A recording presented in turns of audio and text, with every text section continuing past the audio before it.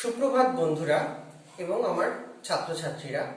বর্তমানে লকডাউনের জন্য রাজ্যের প্রায় সমস্ত স্কুল কলেজই সাময়িকভাবে বন্ধ, যার ফলে ছাত্রছাত্রীরা পড়াশোনায় পিছিয়ে পড়ছে এবং প্রভূত ক্ষতির সম্মুখীন হচ্ছে। সেই কথা মাথায় রেখেই আমি জীবন বিজ্ঞানের শিক্ষক হিসেবে এই ভিডিওটির আয়োজন করেছি। এই ভিডিওতে আমি জীবন বিজ্ঞানের কিছু বিষয় সম্পর্কে আলোচনা করেছি, যেগুলি দশম শ্রেণী, একাদশ, দ্বাদশ এবং স্নাতক শ্রেণীর ছাত্রছাত্রীদের জন্য বিশেষ কার্যকরী। তা আমি আমার ভিডিওটি শুরু করছি।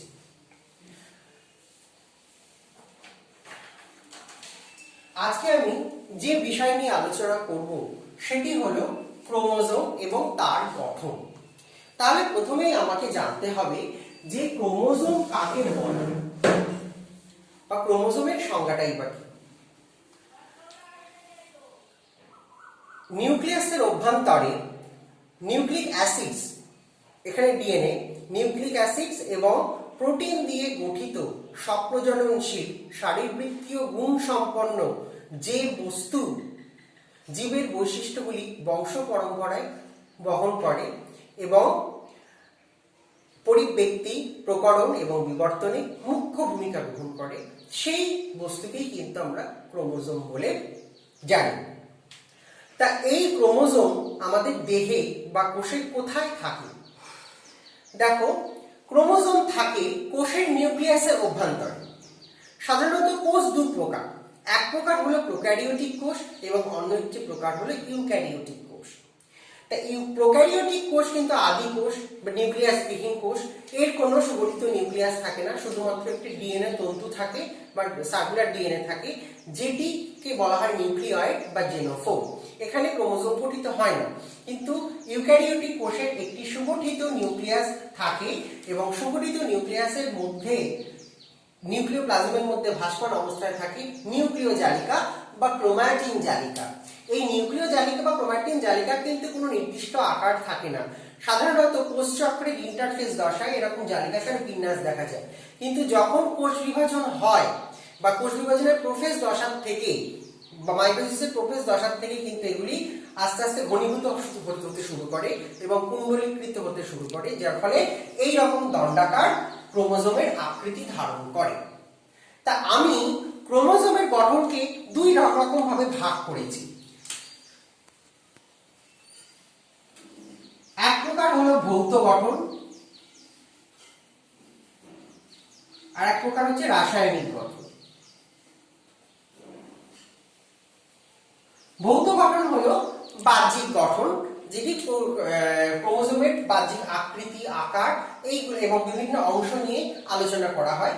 আর রাসায়নিক গঠনের মধ্যে এর রাসায়নিক উপাদান মানে কি কি জিনিস দিয়ে তৈরি, যেমন এটা ডিএনএ, তারপরে বিভিন্ন রকমের ক্ষারীয় প্রোটিন, আম্লিক প্রোটিন, এইসব দিয়ে তৈরি। তা আজকে কিন্তু আমি ক্রোমোজোমের ভৌত গঠন সম্পর্কে আলোচনা করব। রাসায়নিক গঠনকে আমি নেক্সট ভিডিওতে এই সম্বন্ধে আলোচনা করব। তা ক্রোমোজোমের ভৌত গঠন কিরকম হয় দেখো, প্রজাতি বিশেষে ক্রোমোজোমের আকার, আকৃতি, ব্যাস, ব্যাসার্ধ কিন্তু ভ্যারি করে বা বিভিন্নতা হয়, বিভিন্ন থাকে। তা আজকে আমরা একটি আদর্শ ক্রোমোজোমের কি কি অংশ দেখা যায় সেটি সম্বন্ধে আমরা জানবো। দেখো, প্রোফেজ দশার থেকেই কিন্তু ক্রোমাটিন জালিকা, সাধারণত ইন্টারফেস, কোষচক্রের যে ইন্টারফেস দশা থাকে, আমরা জানি কোষচক্রের দুটি দশা, একটা হচ্ছে ইন্টারফেস দশা, একটা হচ্ছে এম ফেজ বা কোষ বিভাজন দশা। ইন্টারফেস দশার মধ্যে G1, S এবং G2 এই তিনটে দশা, আর এম ফেজের মধ্যে প্রোফেজ, মেটাফেজ, অ্যানাফেজ, টেলোফেজ। তো দেখো, ইন্টারফেস, সমগ্র ইন্টারফেস দশা জুড়ে কিন্তু এরকম জালিকাকার বিন্যাস থাকে, যেটা আমরা ক্রোমাটিন জালিকা বা নিউক্লিয় জালিকা বলে জানি। কিন্তু যখনই এই নিউক্লিয় জালিকা যখনই আমার কোষ বিভাজন দশায় প্রবেশ করে, তখন প্রোফেজ দশা থেকে কিন্তু ওরা ঘনীভূত হতে শুরু করে এবং আরো কুণ্ডলীকৃত পাকিয়ে এরকম দণ্ডাকার আকৃতি ধারণ করে। মেটাফেজ দশায় কিন্তু সব থেকে এই কুণ্ডলীকৃত আকৃতিটা সব থেকে বেশি দেখা যায় এবং সব থেকে অস্পষ্ট হয় মেটাফেজ দশায়। অ্যানাফেজ দশায় আরো স্পষ্ট হয়। তারপর টেলোফেজ দশার থেকে কিন্তু আবার সেগুলো জালিকাকার বিন্যাসে ছড়িয়ে যেতে থাকে। তো যাই হোক, এই হচ্ছে একটি আদর্শ ক্রোমোজোম, এরকমই অনেকটা দেখতে হয়। আচ্ছা দেখো, এর কি কি অংশ আমরা দেখতে পাই। প্রথমেই আমরা জানবো ক্রোমোনিমা। কি হয় ক্রোমোনিমা বা ক্রোমোনিমাটা? দেখো, সমগ্র ইন্টারফেস দশা জুড়ে কিংবা প্রোফেজ দশার শুরুতে এই ক্রোমোজোমগুলো অনেকটা সরু সুতের মতন আকৃতি ধারণ করে, যেগুলো কিন্তু ডিএনএ এবং নিউক্লিয় প্রোটিন দিয়ে তৈরি হয়। তা এইগুলো কি সাধারণত আমরা ক্রোমোনিমা বলে জানি। ক্রোমোনিমাগুলোই কিন্তু পরবর্তীকালে আরো বেশি কুণ্ডলীকৃত হয়ে এইরকম দণ্ডাকার বা বাহুর মতন আকৃতি ধারণ করে। তা এই ক্রোমোনিমা কিন্তু ক্রোমাটিডেরই আরেকটা ভিন্ন রূপ। এই ক্রোমোনিমার স্থানে স্থানে কিন্তু পুঁথির দানার মতো কিছু কিছু ঘন অংশ দেখা যায়, যেগুলি কিন্তু অসমান কুণ্ডলীকরণের ফলে তৈরি হয়। কারণ সব জায়গায় কিন্তু কুণ্ডলী ভবনটা সমান হয় না, কোন কোন জায়গায় কুণ্ডলী খুব বেশি হয়, কোন জায়গায় কম হয়। যেখানে বেশি হয় সেখানে কিন্তু দানার মতন অংশ দেখা যায়, যেগুলিকে কিন্তু বলা হয় ক্রোমোমিয়ার। আচ্ছা দেখো, এই কুণ্ডলীকরণের ফলে মেটাফেজ দশায় কিন্তু ক্রোমোজোম এইরকম আকৃতি ধারণ করে। এই কুণ্ডলীকরণ কিন্তু দুভাবে হয়। একটা হয় প্যারালিনিক কুণ্ডলী, যে ক্ষেত্রে ক্রোমোনিমা সূত্র দুটি এরকম ভাবে প্যারালাল বা সমান্তরাল ভাবে পরস্পরের সাথে কুণ্ডলী ভবন করে। আর আরেক প্রকার হচ্ছে প্লেকটোনিমিক কুণ্ডলী, যেখানে একটি ক্রোমোনিমা তন্তু আরেকটি তন্তুর সাথে বিনুনির মতন পেঁচিয়ে একে অপরকে জড়িয়ে এইভাবে কুণ্ডলীকৃত হয়। আচ্ছা, এই কুণ্ডলীকরণের ফলে কিন্তু তৈরি হয় ক্রোমাটিডস। মেটাফেজ দশায় দুটি ক্রোমাটিড দেখা যায়, দুটি করে ক্রোমাটিড দেখা যায়, এইগুলোকে বলা হচ্ছে ক্রোমাটিড। আর অ্যানাফেজ দশায় যখন এই ক্রোমাটিড দুটো কিন্তু পরস্পর থেকে আলাদা হয়ে যায়, তখন কিন্তু একটি করে ক্রোমাটিডই কিন্তু আমরা দেখতে পাই। আচ্ছা, তো এই হচ্ছে ক্রোমাটিড। আচ্ছা, এই ক্রোমাটিড দুটি একটি স্থানে প্রায় মধ্যবর্তী স্থানে কিন্তু এরা পরস্পরের সাথে যুক্ত থাকে। এই অংশটা কিন্তু একটু খাঁজ বিশিষ্ট বা খাঁজ হয়।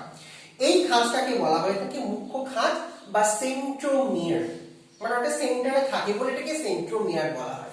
এই সেন্ট্রোমিয়ার যেরকম ভাবে দুটি ক্রোমাটিডকে একসাথে যুক্ত রাখে, তেমনি কিন্তু এরা কোষ বিভাজনের সময় বেমতন্তুর সাথেও কিন্তু ক্রোমোজোমকে আটকে রাখে।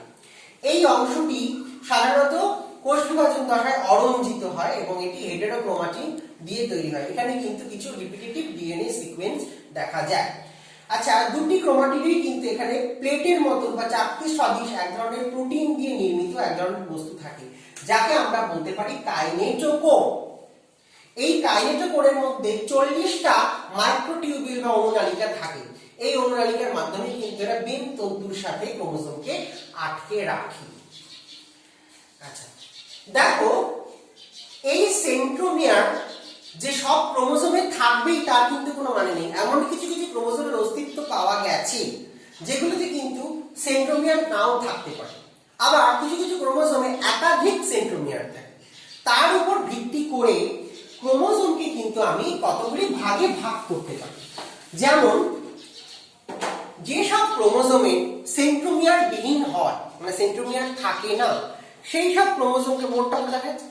আচ্ছা, সেই সব সেন্ট্রোমিয়ারকে কিন্তু বলা হয়ে থাকে অ্যাসেন্ট্রিক ক্রোমোজোম, মানে এর কোনো সেন্ট্রোমিয়ার থাকে না, ওই জন্য এর নাম হচ্ছে অ্যাসেন্ট্রিক ক্রোমোজোম। নেক্সট হচ্ছে মনোসেন্ট্রিক ক্রোমোজোম। মনোসেন্ট্রিক ক্রোমোজোম বলতে এইসব ক্রোমোজোমে একটি মাত্র সেন্ট্রোমিয়ার থাকে, এই জন্য মনোসেন্ট্রিক ক্রোমোজোম। আর third type is the polycentric বা হলোসেন্ট্রিক ক্রোমোজোম। এইসব ক্রোমোজোমে একাধিক সেন্ট্রোমিয়ার থাকে এবং এরা পুরো ক্রোমোজোমের দৈর্ঘ্য বরাবর কিন্তু একাধিক স্থানে এরা কিন্তু অবস্থান করে। তা পলিসেন্ট্রিক ডাইসেন্ট্রিক হতে পারে, যেমন দুটো থাকতে পারে, তিনটে থাকতে পারে, ট্রাইসেন্ট্রিক, টেট্রাসেন্ট্রিক, বিভিন্ন রকম ভাবে হতে পারে। তো মনোসেন্ট্রিক ক্রোমোজোমের ক্ষেত্রে কিন্তু আবার 4 প্রকারের ক্রোমোজোম দেখতে পাই। এটা কিন্তু সেন্ট্রোমিয়ারের অবস্থান অনুযায়ী নির্ধারিত হয়। সেন্ট্রোমিয়ারটি ক্রোমোজোমের ঠিক কোন জায়গায় অবস্থান করবে তার উপর ডিপেন্ড করে হয়। যেমন প্রথম প্রকার হলো মেটাসেন্ট্রিক ক্রোমোজোম। মেটাসেন্ট্রিক ক্রোমোজোম প্রসঙ্গত বলি, মেটাসেন্ট্রিক ক্রোমোজোম। সেকেন্ড হচ্ছে submetacentric chromosome. Third one is the acrocentric chromosome, and fourth one is the telocentric chromosome. Metacentric মানে হচ্ছে নাম শুনেই বোঝা যাচ্ছে এক্ষেত্রে সেন্ট্রোমিয়ারটি ক্রোমোজোমের ঠিক মধ্যবর্তী, মানে একদম মাঝে অবস্থান করে, যার ফলে ক্রোমাটিডের সেন্ট্রোমিয়ারের দুই দিকে যে ক্রোমাটিড দুটি বাহু থাকে, বাহু বলা হয়, দুটি বাহুরই কিন্তু আকৃতি প্রায় সমান হয়। এই ধরনের আকৃতিকে ইংরেজি ভি আকৃতির মতন দেখতে হয় কোষ বিভাজনের সময়। সাবমেটাসেন্ট্রিক ক্রোমোজোমের ক্ষেত্রে ঠিক মধ্যবর্তী না হলেও সেন্ট্রোমিয়ারটি ক্রোমোজোমের কিছুটা প্রান্তে সরে আসে, যার ফলে একটা বাহু একটু বড় আর একটা বাহু একটু ছোট হয়। এক্ষেত্রে এই ক্রোমোজোমগুলোকে এল আকৃতির ধারণ করে, এল আকৃতি দেখার। অ্যাক্রোসেন্ট্রিকের ক্ষেত্রে ক্রোমোজোমটি সেন্ট্রোমিয়ারটি ক্রোমোজোমের প্রায় প্রান্তে সরে আসে, যার ফলে একটি বাহু অনেকটি বড় এবং একটি বাহু একদমই ছোট, এইরকম একটা আকৃতি ধারণ করে। এই ধরনের ক্রোমোজোমকে ইংরেজি জে আকৃতি জে অক্ষরের মতন দেখতে হয়। আর টেলোসেন্ট্রিক ক্রোমোজোমের ক্ষেত্রে নাম শুনেই বোঝা যায় এক্ষেত্রে সেন্ট্রোমিয়ারটি একদম প্রান্তে সরে আসে, যার ফলে সেন্ট্রোমিয়ারের একদিকে একটি মাত্র বাহু থাকে, অন্যদিকে কিন্তু থাকে না। বর্তমানে বিজ্ঞানীরা বিভিন্ন পরীক্ষা নিরীক্ষার মাধ্যমে প্রমাণ করেছেন যে টেলোসেন্ট্রিক ক্রোমোজোমের কিন্তু কোনো রকম অস্তিত্ব থাকে না, কারণ এরকম হতে পারে না যে ক্রোমোজোমের একদিকে কোনো সেন্ট্রোমিয়ার অবস্থান করছে, এরকম কখনো হতে পারে না। একটু হলেও কিন্তু একদিকে সামান্য একটু বাহু অবস্থান করে। সুতরাং অ্যাক্রোসেন্ট্রিক ক্রোমোজোমের কিন্তু অস্তিত্ব রয়েছে, কিন্তু টেলোসেন্ট্রিক ক্রোমোজোমের অস্তিত্ব নেই। আচ্ছা, ক্রোমোজোমগুলি মেটাসেন্ট্রিক, সাবমেটাসেন্ট্রিক কি অ্যাক্রোসেন্ট্রিক বা টেলোসেন্ট্রিক হবে, এইগুলো বোঝা যায় একটি মাধ্যমে, পরীক্ষার মাধ্যমে। সেটাকে বলা হয় সেন্ট্রোমারিক ইন্ডেক্স। সেই ঘটনাটিকে বলা হয় সেন্ট্রোমারিক ইন্ডেক্স। সেন্ট্রোমারিক ইন্ডেক্স কিন্তু কিছুই না, এটি হলো ক্রোমোজোমের মূল দৈর্ঘ্যের তুলনায় ক্রোমোজোমের ছোট বাহুটির দৈর্ঘ্য যে তুলনা বা অনুপাত, সেটাকেই কিন্তু সেন্ট্রোমারিক ইন্ডেক্স বলে। এটাকে আনুপাতিক আকারেও প্রকাশ করা হয় অথবা পার্সেন্টেজ আকারেও প্রকাশ করা হয়। যদি ধরো কোনো ক্রোমোজোমের সেন্ট্রোমারিক ইন্ডেক্স 48% যদি আমি ধরি, তাহলে বুঝতে হবে যে ছোট বাহুটি হচ্ছে মূল ক্রোমোজোমের 48% অংশ কভার করেছে, মানে প্রায় 50% অংশ কভার করেছে। তার মানে বুঝতে হবে যে এই ক্রোমোজোমটা কিন্তু অবশ্যই মেটাসেন্ট্রিক, কারণ দুই বাহুই যদি 50 প্রায় 50-50 হয়, তার মানে সেন্ট্রোমিয়ারটি একদম মাঝখানে রয়েছে, বোঝা যাচ্ছে। আবার যদি কোনো ক্রোমোজোম 17% হয় সেন্ট্রোমারিক ইন্ডেক্স, তার মানে বুঝতে হবে ছোট বাহুটি ফুল ক্রোমোজোমের 17% অংশ কভার করেছে, আর বড় বাহুটি অনেক, তার মানে এটা একটা অ্যাক্রোসেন্ট্রিক ক্রোমোজোম হতে পারে। এখান থেকে কিন্তু কখনোই 0% হয় না। 0% হয় না বলেই কিন্তু বিজ্ঞানীরা বলেছেন টেলোসেন্ট্রিক ক্রোমোজোমের কোনো অস্তিত্ব নেই। আচ্ছা, দেখো এই মুখ্য খাঁজ অঞ্চল ছাড়াও কিন্তু ক্রোমোজোমের প্রান্তের দিকে আরেকটি খাঁজ দেখা যায়, যেটাকে কিন্তু সাধারণত আমরা গৌণ খাঁজ বলে থাকি। বিজ্ঞানীরা সাধারণত গৌণ খাঁজ বলে থাকি। এই গৌণ খাঁজের সেরকম ভাবে খুব একটা গুরুত্ব না থাকলেও বিজ্ঞানীরা মনে করেন এখানে নিউক্লিয়ার অর্গানাইজার বলে এক ধরনের বস্তু থাকে, যেটি কিন্তু নিউক্লিয়াস গঠনে, নিউক্লিওলাস গঠনে সহায়তা করে। ইন্টারফেস দশায় এই অংশটি কিন্তু নিউক্লিওলাসের সাথে যুক্ত থাকে। এছাড়া এখানে আরো কিছু রাইবোজোমাল বা আরএনএ সংশ্লেষিত হওয়ার উপাদান দেখা যায়। আচ্ছা, ক্রোমোজোমের একদম ধারের প্রান্তদেশকে বলা হয়ে থাকে টেলোমিয়ার। টেলোমিয়ার, এই টেলোমিয়ারের বৈশিষ্ট্য হলো এখানেও কিন্তু কিছু হেটেরোক্রোমাটিন বা রিপিটিটিভ ডিএনএ সিকোয়েন্স এখানে থাকা যায়। তা এই অংশের কিন্তু কোনো রকম আঠালো ধর্ম থাকে না, মানে এখানে কোনো আঠালো কোনো বস্তু থাকে না, যার ফলে কি হয়, কোনো ক্রোমোজোম ওই ক্রোমোজোমের সাথে প্রান্তদেশ বরাবর কিন্তু কখনো যুক্ত হতে পারে না। এখানে কিন্তু অন্য কোনো ক্রোমোজোম এখানে যুক্ত হতে পারে না। যুক্ত যদি হয় এরা পাশাপাশি যুক্ত হয়, কিন্তু কখনো প্রান্তদেশ বরাবর কিন্তু এরা যুক্ত হতে পারে না, যার ফলে কোনো অস্বাভাবিক ক্রোমোজোমের সৃষ্টি হয় না। তবে এক্স-রে রশ্মির দ্বারা ভেঙে বিজ্ঞানীরা প্রমাণ করেছেন যদি এক্স-রে রশ্মি ভাঙা হয় তখন কিন্তু তারা আবার প্রান্তভাগে কিন্তু যুক্ত হতে পারে ক্রোমোজোমগুলি। আচ্ছা, দেখো যেসব ক্রোমোজোমের গৌণ খাঁজ থাকবে, এবার বলি যে গৌণ খাঁজ সব ক্রোমোজোমে থাকবে এমন কিন্তু কোনো কথা নেই। কিছু কিছু ক্রোমোজোমের গৌণ খাঁজ থাকে, কিছু কিছু ক্রোমোজোম না থাকে। মানব দেখে যেমন 13তম, 14তম, 15তম, 21তম এবং 22তম ক্রোমোজোমের কিন্তু গৌণ খাঁজ থাকে, এবং সেই সব ক্রোমোজোমের যা গৌণ খাঁজ থাকে তাদের কিন্তু প্রান্তদেশটা আবার বাল্বের মতন ফোলা হয়, এইরকম বাল্বের মতন ফোলা হয়। এই বাল্বের মতন ফোলা গোলাকার অংশটিকে বলা হয় স্যাটেলাইট, এবং স্যাটেলাইট যুক্ত ক্রোমোজোমকে বলা হয়ে থাকে স্যাট ক্রোমোজোম। এটা যেমন একটা স্যাট ক্রোমোজোম। বেশ, আচ্ছা আরো দুটি গঠন বলি যে পেলিকল। দেখো আগেকার দিনে বিজ্ঞানীরা মনে করতেন যে এই পেলিকল হচ্ছে ক্রোমোজোমের বাইরের আস্তরণ এবং এর ভিতরে একটি জেলির মতন স্বচ্ছ অর্ধতরল অংশের মধ্যে কিন্তু এই ক্রোমাটিন জালিকাগুলো বা ক্রোমাটিনগুলো ভাসমান অবস্থায় থাকে। তার তিনি নাম তাকে বলা হতো ম্যাট্রিক্স বা ধাত্র, কিন্তু বর্তমানে কিন্তু সম্পূর্ণরূপে এই ধারণা বর্জিত হয়েছে। আচ্ছা, এই ক্রোমোজোমের অস্তিত্ব প্রথম লক্ষ্য করেন 1783 সালে বিজ্ঞানী রক্স কিন্তু এই ক্রোমোজোমের অস্তিত্ব প্রথম প্রমাণ করেন, কিন্তু পরবর্তীকালে 1881 সালে বিজ্ঞানী ওয়ার্নিয়ার এই ক্রোমোজোম নামকরণ করে। পরবর্তীকালে 1902 সালে বিজ্ঞানী সাটন কিন্তু এর চলে গেছে বিজ্ঞানী সাটন কিন্তু এই ক্রোমোজোমের অস্তিত্বটাকে মানে বংশগতি ভিত্তিটাকে তিনি প্রমাণ করেন।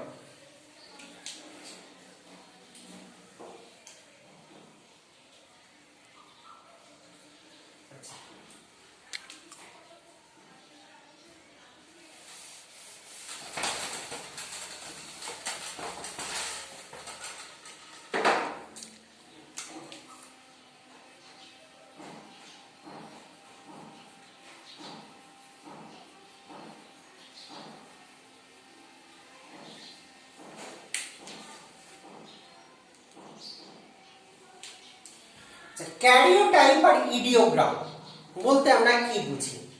দেখো আমাদের মানবদেহে 46টা ক্রোমোজোম রয়েছে এবং 46টা ক্রোমোজোমের যে প্রত্যেকটির আকৃতি সমান তা কিন্তু বা আকার সমান তা কিন্তু নয়।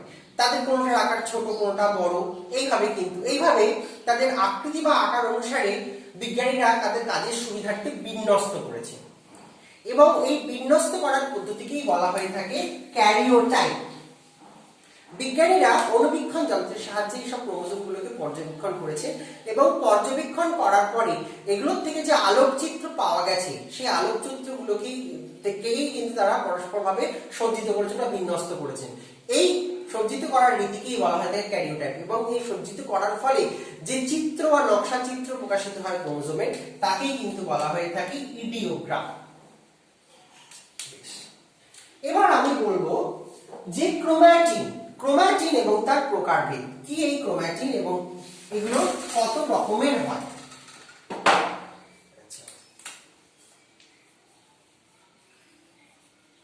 সাধারণত আমরা জেনেছি যে ইন্টারফেস দশায় নিউক্লিয় জালিকাগুলোকে কিন্তু আমরা ক্রোমাটিন জালিকা বলে থাকি, যেগুলো কিন্তু ডিএনএ এবং ক্ষারীয় প্রোটিন দিয়ে তৈরি হয়।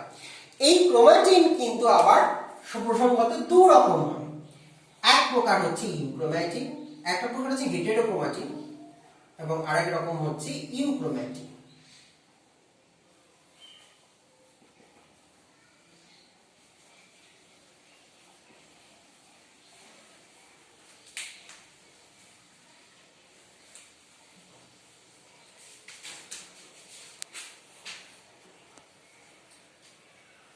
দেখো সেন্ট্রোমিয়ার সংলগ্ন অঞ্চল বরাবর এবং টেলোমিয়ার সংলগ্ন অঞ্চল বরাবর যে অংশগুলি হালকা বর্ণে রঞ্জিত হয়, কোষ বিভাজনের সময় হালকা বর্ণে রঞ্জিত হয়, সেগুলোকে কিন্তু সাধারণত হেটেরোক্রোমাটিন বলে। হেটেরোক্রোমাটিন গুলো সাধারণত রিপিটেটিভ ডিএনএ সিকোয়েন্স দিয়ে কিন্তু তৈরি হয়। এছাড়াও হেটেরোক্রোমাটিন কিন্তু এই ক্রোমাটিড বাহুর মধ্যবর্তী কিছু কিছু অঞ্চলে যেগুলোতে ইউক্রোমাটিন থাকে না সেই সব অঞ্চলেও কিন্তু হেটেরোক্রোমাটিন দেখা যায়। এই হেটেরোক্রোমাটিন গুলো কিন্তু কোষ বিভাজনের সময় কুণ্ডলীকৃত অবস্থায় থাকে না, কিন্তু ইন্টারফেস দশায় কিন্তু এরা কুণ্ডলীকৃত হওয়ার জন্য ইন্টারফেস দশায় যদি রঞ্জিত করা হয় নিউক্লিয় জালিকাকে তাহলে কিন্তু এদের কিন্তু খুব গাঢ়ভাবে রঞ্জিত হয়। আর ইউক্রোমাটিন অংশগুলো হচ্ছে যে অংশগুলো কোষ বিভাজনের সময় খুব গাঢ় বর্ণে রঞ্জিত হয় সেই অংশগুলোকে কিন্তু বলা হয় ইউক্রোমাটিন। এগুলো কিন্তু ইন্টারফেস দশায় হালকা বর্ণে রঞ্জিত, কারণ এই সময় এদের কুণ্ডলীকরণ হয় না, কিন্তু কোষ বিভাজনের সময় এই ইউক্রোমাটিন অংশগুলির কিন্তু কুণ্ডলীকরণ হয় এবং বিজ্ঞানীরা মনে করে এই ইউক্রোমাটিন অঞ্চলেই কিন্তু সক্রিয় জিন অবস্থান করে। আচ্ছা, জিনের প্রসঙ্গ কিন্তু আমি বলে রাখি যে ক্রোমোজোমের একটি বিশেষ স্থানেই কিন্তু এই জিনগুলো অবস্থান করে। জিন মানে কিন্তু কোন রকম প্রোটিন তৈরির সংকেত। আমাদের দেহের শারীরবৃত্তি এবং জৈব রাসায়নিক ক্রিয়াকর্ম বা জীবের বৈশিষ্ট্য বহন করার জন্য যে নির্দিষ্ট প্রোটিন বা এনজাইম বা উৎসেচকের প্রয়োজন হয়, সেই উৎসেচক কিন্তু আসে এই জিনের বার্তা থেকে। এই জিনগুলোই কিন্তু ক্রোমোজোমের একটি বিশেষ অংশ অধিকার করে থাকে এবং এই অংশগুলোকে বলা হয়ে থাকে লোকাস। এবং এই জিনগুলো কিন্তু ইউক্রোমাটিন অংশে অবস্থান করে। বেশ, তা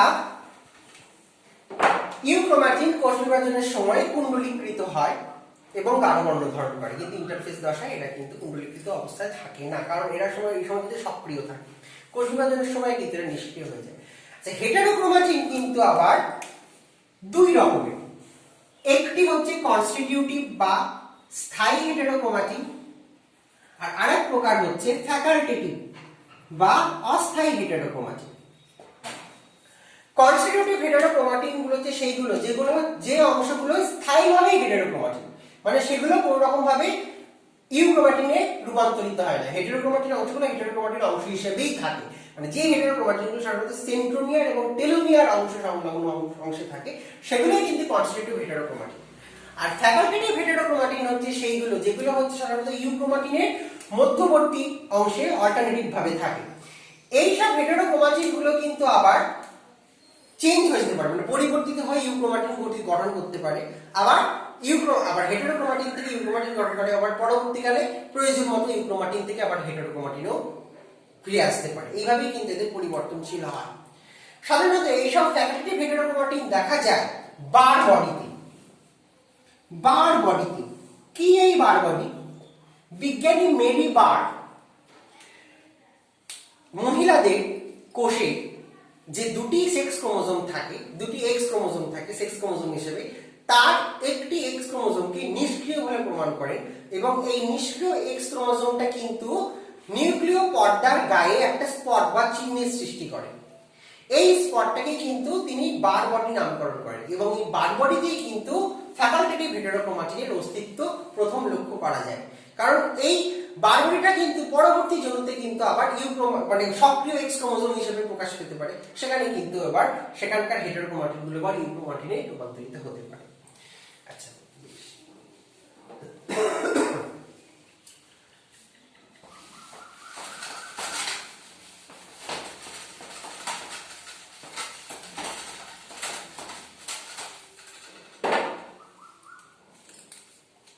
এবার আমরা আলোচনা করব মানব দেহে ক্রোমোজোম সংখ্যা এবং তার ক্রোমোজোমের প্রকারভেদ হিসেবে। মানব দেহে সাধারণত 46টি ক্রোমোজোম থাকে। এই 46টি ক্রোমোজোমকে কিন্তু আমরা 23 জোড়া হিসেবে প্রকাশ করতে পারি, মানে 23 + 23 এইভাবে কিন্তু প্রকাশ করতে পারি। এই 23টা ক্রোমোজোমের সেটকে কিন্তু সাধারণত বলা হয় haploid set. Haploid set of chromosome, যাকে কিন্তু ইংরেজি লেটারের এন অক্ষর দ্বারা প্রকাশ করে। সুতরাং দুটি হ্যাপ্লয়েড বা দুটি এন মিলে তৈরি হয় ডিপ্লয়েড বা 2n। ডিপ্লয়েড বা 2n। এই মানবদেহে কিন্তু ক্রোমোজোম 2n সেট হিসেবে থাকে, মানে ডিপ্লয়েড সেট হিসেবে থাকে। প্রসঙ্গত এই 23টা ক্রোমোজোম আসে কিন্তু মায়ের কাছ থেকে বা মায়ের দেহ থেকে, আর আরেকটা 23টা ক্রোমোজোম হচ্ছে বাবার থেকে। এইভাবেই কিন্তু তৈরি হয় 46টা ক্রোমোজোম বা 2n সেট অফ ক্রোমোজোম তৈরি হয়। এবার দেখো এই 46টা ক্রোমোজোমের মধ্যে 44টা থাকে হচ্ছে অটোজোম এবং দুটো ক্রোমোজোম থাকে সেক্স ক্রোমোজোম বা অ্যালোজোম। এটি XX ও হতে পারে আবার XY হতে পারে। সুতরাং 44টা হচ্ছে অটোজোম এবং বাকি দুটি হচ্ছে অ্যালোজোম বা সেক্স ক্রোমোজোম, মানে 44 + 2 = 46টা। তার মানে হ্যাপ্লয়েড সেটও কিন্তু এইভাবে থাকতে পারে 23 + X আবার 23 প্লাস এক্স, সরি 23 ভুল বললাম, 22 প্লাস এক্স এবং 22 প্লাস এক্স অথবা ওয়াই, এইভাবেই কিন্তু থাকে। দেখো এক্স ক্রোমোজোম মানে সেক্স ক্রোমোজোম দু প্রকার, এক প্রকার এক্স আর এক প্রকার হচ্ছে ওয়াই। ফিমেলদের ক্ষেত্রে দুটোই এক্স ক্রোমোজোম থাকে এবং মেলদের ক্ষেত্রে একটি এক্স এবং একটি ওয়াই ক্রোমোজোম থাকে।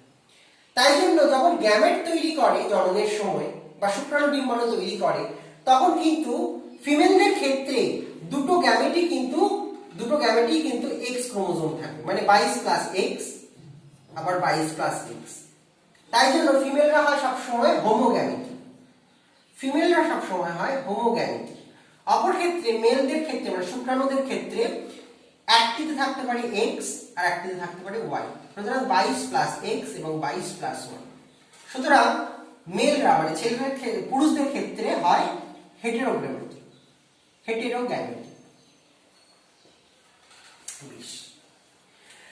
প্রজাতির ক্ষেত্রে, বিভিন্ন প্রজাতির ক্ষেত্রে এই ক্রোমোজোম সংখ্যা কিন্তু বিভিন্ন প্রকার হতে পারে। মানুষের ক্ষেত্রে 23 জোড়া মানে 46টা হতে পারে। অন্যান্য প্রাণীদের ক্ষেত্রে বা অন্যান্য উদ্ভিদদের ক্ষেত্রে কিন্তু এই ক্রোমোজোমের সংখ্যা কিন্তু বিভিন্নতা থাকতে পারে। কারো 4টে থাকতে পারে, কারো 8টা থাকতে পারে, কারো একটা ক্রোমোজোমই থাকতে পারে, আর দুটো ক্রোমোজোম থাকতে পারে। এইভাবেই কিন্তু এটা হয়। তবে মানব দেহের দেহ কোষে কিন্তু সবসময় 46টাই ক্রোমোজোম থাকবে, মানে 2n থাকবে, কিন্তু গ্যামেটে থাকবে হচ্ছে n বা হ্যাপ্লয়েড। ওই জন্যই কিন্তু যখন তারা জাইগোট তৈরি করবে তখন কিন্তু সবসময় ক্রোমোজোম সংখ্যা ধ্রুবক হয়ে যাবে, মানে 46টা হবে। 23 প্লাস 46। আচ্ছা বেশ, এবার আমি আলোচনা করব বিশেষ ক্রোমোজোম সংক্রান্ত বিষয়। এই বিশেষ ক্রোমোজোম কিন্তু কয়েকটি বিশেষ ক্ষেত্রে আমরা লক্ষ্য করি বা লক্ষ্য করেছেন বিজ্ঞানীরা।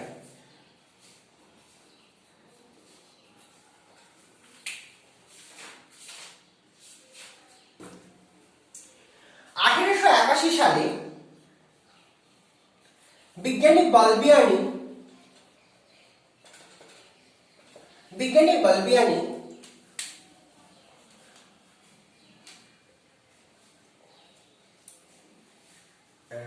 তোমার আর্থ্রোপোডা পর্বে ডিপটেরা বর্গের প্রাণীদের লার্ভার লালা গ্রন্থি কিংবা খাদ্য গ্রন্থি বা পাকগ্রন্থির কোষে এই ধরনের কিছু বিশেষ ক্রোমোজোম দেখতে পান। সেই ক্রোমোজোমগুলিকে তিনি পলিটিন ক্রোমোজোম হিসেবে আখ্যায়িত করেন। এই পলিটিন ক্রোমোজোমের কিন্তু একটি বিশেষ ধরনের গঠন লক্ষ্য করা যায়। এই পলিটিন ক্রোমোজোম স্বাভাবিক ক্রোমোজোমের থেকে কিন্তু আকারে বেশ খানিকটা বড় হয়, দেখতে হয় এইরকম।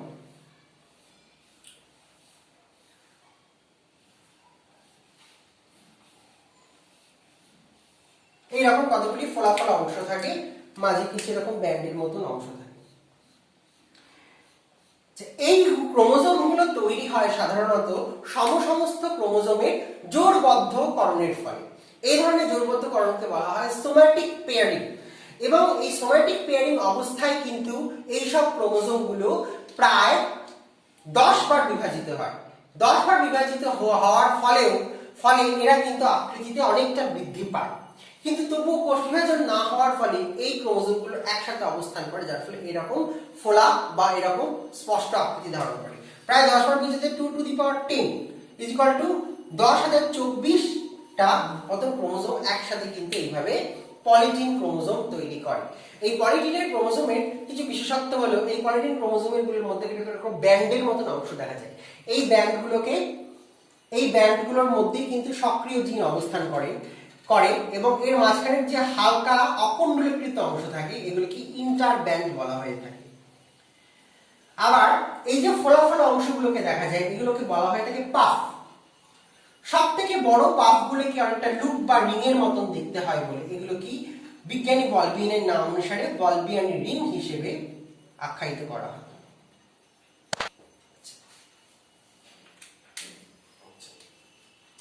আরো এক ধরনের বিশেষ ক্রোমোজোম দেখা যায় প্রত্যেকটি স্ত্রী প্রাণীর দেহ মানে উসাইটে বা ডিম্বাণু।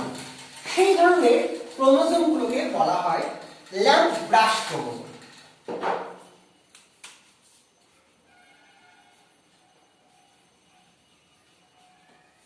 Lamp brush chromosome. প্রায় প্রত্যেকটি স্ত্রী প্রাণীর ওসাইট বা ডিম্বাণুর মধ্যে কিন্তু এই ল্যাম্প ব্রাশ ক্রোমোজোম লক্ষ্য করা যায়। এই ল্যাম্প ব্রাশ ক্রোমোজোম কিন্তু আকৃতিতে স্বাভাবিক ক্রোমোজোমের থেকে অনেকটা বড় হয় এবং এরা কিন্তু বাইভ্যালেন্ট বা টেট্রাড হিসেবে থাকে। এই ল্যাম্প ব্রাশ ক্রোমোজোম দেখতে হয় সাধারণত ল্যাম্প পরিষ্কার করার যে ব্রাশ পাওয়া যায় তার মতন, অথবা শিশুদের ফিডিং বটল পরিষ্কার করার যে ব্রাশ পাওয়া যায় সেই রকম তার মতো। তাই জন্য এগুলোর নাম হচ্ছে ল্যাম্প ব্রাশ ক্রোমোজোম। বিজ্ঞানীরা স্যালামান্ডার রেড ওসাইটের কোষেই কিন্তু এই ল্যাম্প ব্রাশ ক্রোমোজোম প্রথম লক্ষ্য করে। তা এই ল্যাম্প ব্রাশ ক্রোমোজোমের বিশেষত্ব হচ্ছে এর কেন্দ্রীয় অক্ষ বরাবর ক্রোমোমিয়ার গুলো সজ্জিত হয় এবং ক্রোমোমিয়ারের উভয় দিকে ক্রোমোনিমাগুলি এরকম লুপের মতন আকৃতিতে বিন্যস্ত থাকে।